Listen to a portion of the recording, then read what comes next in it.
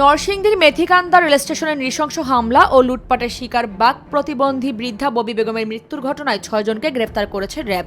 10 জুলাই শুক্রবার র্যাবের আইন ও গণমাধ্যম শাখা থেকে পাঠানো এক বার্তায় এই তথ্য নিশ্চিত করা হয়েছে। সম্প্রতি মেথিকান্দার স্টেশনে ববি বেগমের ওপর অতর্কিত হামলা ও লুটপাটের ঘটনা ঘটে। এই অমানবিক ঘটনাটি দেশ জুড়ে ব্যাপক আলোড়ন সৃষ্টি করে এবং অপরাধীদের বিচারের দাবিতে জনমনের তীব্র ক্ষোভের জন্ম দেয়।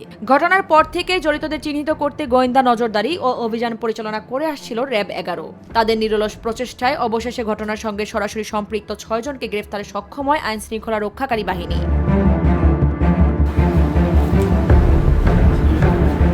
এই পুরো ঘটনার বিস্তারিত বিবরণ এবং গ্রেফতারকৃতদের বিষয়ে আনুষ্ঠানিক তথ্য প্রদানের জন্য আজ বিকেলে রাজধানীর কারওয়ান বাজারে অবস্থিত র্যাব মিডিয়া সেন্টারে এক সংবাদ সম্মেলনের আয়োজন করা হয়। সেখানে র্যাব 11-এর অধিনায়ক লেফটেন্যান্ট কর্নেল মোহাম্মদ মাসুদ পারভেজ সাংবাদিকদের ব্রিফ করবেন। আরিফা পুষ্প, নিরপেক্ষ।